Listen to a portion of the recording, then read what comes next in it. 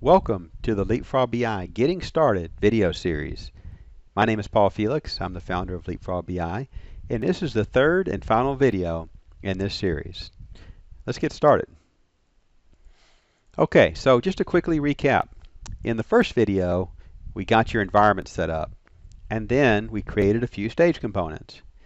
In the second video, we used pattern-based development to generate the rest of our data flow for this project. In this video, we're going to be deploying. We're going to queue a build, we're going to deploy our build, and we're going to actually load the data into our target model. We're also going to take a little bit of time to talk about the precedence solution, which is what's going to control the execution process. So let's go ahead and jump over to our development environment. I'm going to pull up LeapFrogBI. I'm already logged in here. And you can see that I'm already looking at my Getting Started project. Just quickly here, if I go over to the facts, I can see I only have one fact, sales. It's related to these three dimensions. And if I want to get a quick view of my project data model, I can click on this model button, and I can see in fact that we do have our project defined with a single fact table surrounded by three dimensions. Now we're ready to deploy this project. We want to deploy this to our local environment and create this target model. Before we actually deploy, we have a couple more settings to make. I'm over here now at the precedence area. And what I'm going to do is I'm going to take the shortcut approach here. I'm going to go take the quickest approach to actually deploying this solution. The first thing I have to do is I have to define the execution order for all of the components in this project. So I can see here I've got my execution, my component execution precedence definition area, and they're all set to 0. They're all defaults. I'm just going to click this autofill button, and I'm going to save those settings. And that's it. I'm going to leave everything else the way it is. There are things that you're going to want to learn about this solution. If you click on this precedence solution information area, it describes exactly how it functions, and it gives you a graphical representation of how the execution process works. Just to quickly describe this process is going to create SQL agent jobs that will then execute all of your components. It'll execute those components either serially or in parallel, depending on how these phase, group, series, and sequence settings are defined. For now, we're going to stick with the defaults and go with that. I'm not going to take the time to set up email notifications, but if you want email notifications, all you need to do is fill this out, put your SMTP server in here, tell it what type of notifications you want, and you'll be in good shape. What I am going to do, though, is take a couple minutes here to provide some inputs for this precedence solution settings area. I'm going to turn the data dictionary on. Isn't going to do much good because I haven't provided any definitions or descriptions for any of my objects in this project, but I'll go ahead and turn it on. For the job owner, I'm going to make that my SA user.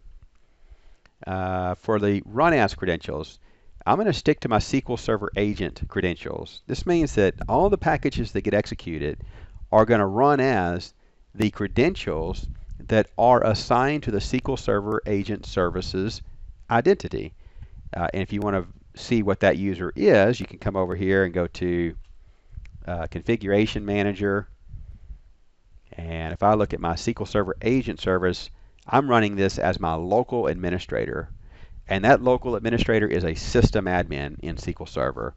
So that local administrator is who all of these packages are going to run as, which is perfect for me. You need to make sure you set that user as well if you're following along. Next, let's see here. SQL Server agent prefix, I'm going to leave that to LFBI. Number of workers, I don't need 10. I'll just set that to 5. Doesn't matter if you leave it at 10. I'll just reduce it because it's such a small project. Deployment options. I'm going to deploy the file system, and then deploy location. I need to give it the location on my file system that I'm going to deploy to. So I'm going to go grab a location here. I'm going to go to desktop, getting started. I'm going to deploy right here. So I'm going to put that here. I'm going to leave retries execution window, reset schedule. I'll leave all that to the defaults. And I'll go ahead and turn on snapshot rollbacks. This is a feature that allows me to roll back an entire load process to a pre-load state. The scenario is if I deploy something and it just goes haywire, I made a major mistake, and I want to get all my data reversed to a point as if that never happened. This snapshot rollback process enables me to do that by simply running a SQL agent job. Okay, we got that defined. We're in good shape. Now I'm ready to queue a build. So I'm going to go over here to my default lifecycle. We skipped all of the details about managing lifecycle migration, but you need to go back into the LeapFrogBI support site and understand how you migrate your project from one environment to the other. For now, we're just deploying to our default lifecycle, which is the only lifecycle in this project. Whenever you deploy, the simplest way to learn how to deploy is to click this How to Deploy link. And that's going to jump you over to the support site, and you'll see in here that it's simple 1, 2, 3 step deployment. I'm not going to read it to you. I'm just going to show you how it's done. First thing I'm going to do is I'm going to queue a build by simply clicking this Make Current button. That sends a job request to LeapFrogBI. Whenever the request is picked up, LeapFrogBI is going to begin generating all of the SSIS packages that are required to create the target model, manage the target schema, and of course load and maintain that target model both incrementally and initially. There's a lot of auxiliary items included in this build output, which is all contained within native SSIS packages. There is a configuration area, centralized configuration. Not only is it centralized, but the configuration process enables me to move packages between environments. Once again, we only have one environment here, so not so concerned about that, but that's an important area that you should read more about. The precedent solution will be in here. The components individually, all of the components that are included in this project will result in a single SSIS package being generated. So while this build is happening, I'm going to take care of one thing that has to be done before I deploy, and that is I need an environment variable to tell every package where its configuration is located. Let me quickly describe the scenario. If we want to be able to take a package and move it between environments without rebuilding it, then we can't store within that package its configuration information. So we need to externally store that configuration. And we're storing that configuration in SQL Server.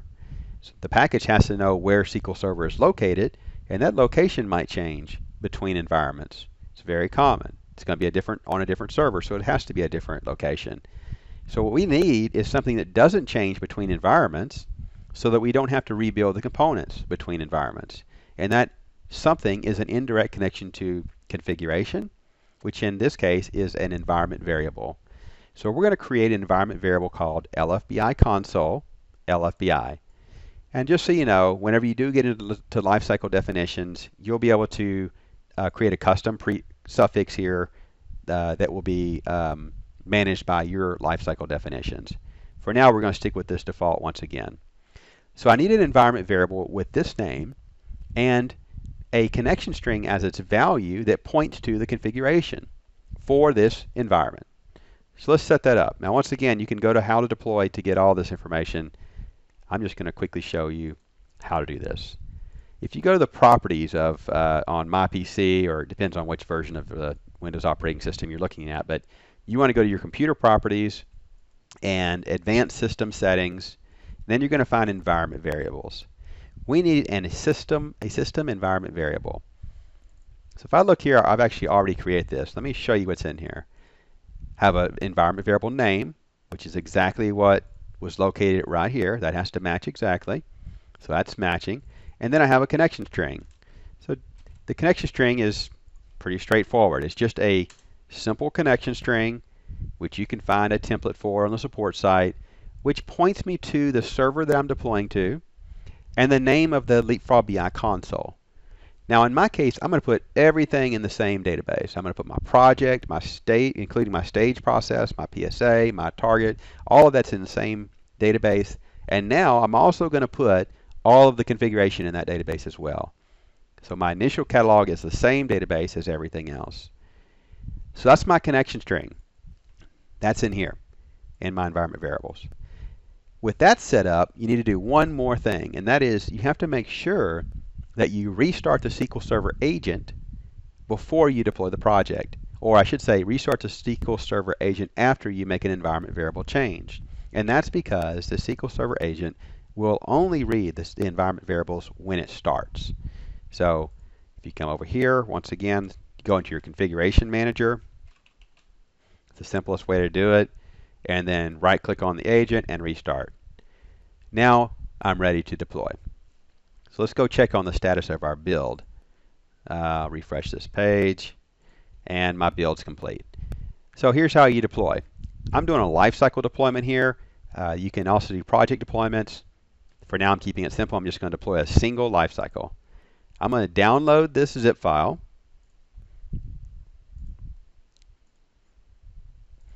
I already had it downloaded, so I'll overwrite what I had there before.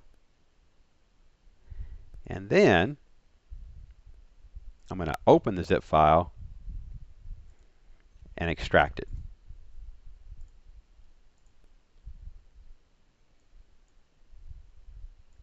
Oh, I extracted it to the wrong location. Let me do this. I'm going to just start over. Delete everything out of this folder. I'm going to download this zip file once again. Open that folder up, and then I'm going to extract the contents of that same folder. So now I have all my packages here. Now, to deploy, pretty straightforward. All I need to do is run this deploy package. So I'm going to do that now. Click on the package, execute the package execution utility. That's done. Now, what just happened? The project's been deployed. I'm going to go over to Management Studio, refresh my database list, and I now have a Getting Started database. There's not much in there. Just my console information is in there now. My configuration, my precedents, and my statistics or variables. I also have a set of jobs. These are my 5 worker jobs I asked for. This is a poll process that goes out and checks for tasks that are ready to be run, hands them off to workers. The reset job is one that actually resets the entire load process, and the rollback job is what rolls back an entire load process. So now my project has been deployed, and I want to begin the load process. I can do that by running that reset job. But before I do that, I really want to be able to monitor the load process.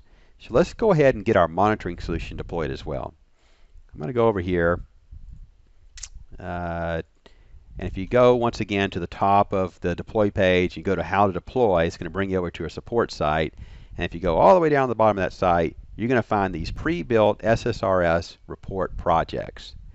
Download that project, unzip it, and then open it up in Visual Studio, just like you would any reporting services project. Then what you're going to want to do is set the properties of that project. Right-click on the project name, go to Properties, and set the target server, report server, to your report server URL. In my case, I'm deploying to a default instance, so the URL to the report server is the name of my server / report server. And that's it. Say OK, right-click, and deploy. Now, this is pushing out to your report server all of these pre-built reports that are going to help us monitor this load process. So let's go look at what's out there. Now let me let this finish real quick. It should be done. Okay, so I have a folder called LeapFrogBI.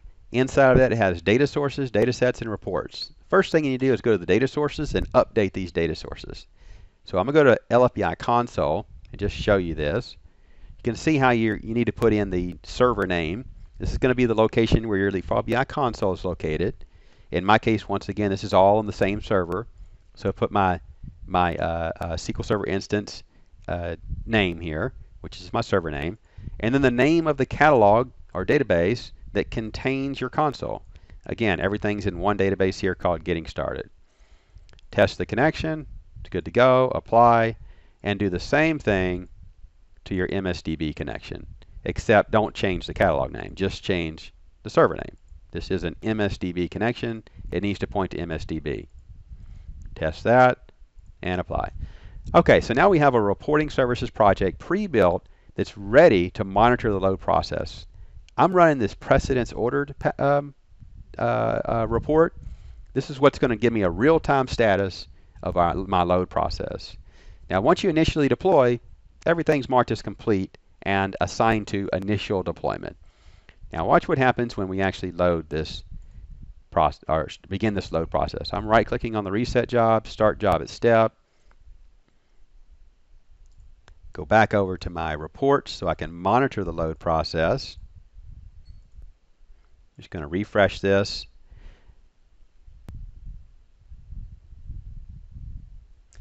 Okay, so I can see it's kind of going pretty fast here, but okay, there we go. I caught one. This particular fact table is running right now. These 2 or 3 components have been assigned to worker 1, and if I turn off the show complete, no, it's already finished. So let me show everything. This was pretty fast, but you should be able to see that here you can see the status of all of your components load process. We started at 426 and we ended at 426 and a few seconds later, so it's kind of tough to see everything here on this small project. Just click around, explore these reports. You're going to find a wealth of information. Component history is a particularly useful report. If I pull this up from my fact table, I've only loaded this one time, but you can imagine as you load this over and over and you begin to create a trend of lapse times for this particular component, it's going to be very, very useful. It also includes trends of load counts and so on. There's exception reports, so just dig in here and make good use of this reporting project, which is fully extendable, of course. It's just a reporting services project. All right, so let's quickly go over here and look at what was created. I'm going to refresh my table list. I can see I have a fact table here in the DW schema. Taking a quick look at the records, I can see I do in fact have my foreign keys to my 3 dimensions. These 2 are degenerates, and then here's my measures. Take a look at a dimension. I have my surrogate key, all my slow change dimension tracking. This is my natural key, and here's the attributes that I asked for. So that's it. We've gone end to end. We've created some stage components. We defined our target or our schema, our data flow for our entire project using pattern-based development, and now we've queued a build, deployed the build, execute the build, monitor the build, and our target model is now loaded and maintained. So thank you very much for taking the time to watch this Getting Started video series. We really hope it's helped you get off the starting line and build a few components. At any time you need help, please don't hesitate to just either use the support links you find on the site, use the live chat, contact us, let us know what we can do. We're happy to jump online with you, walk you through whatever situation you're trying to achieve, and help you become a more valuable developer, and of course benefit the organization that you represent. Have a great day.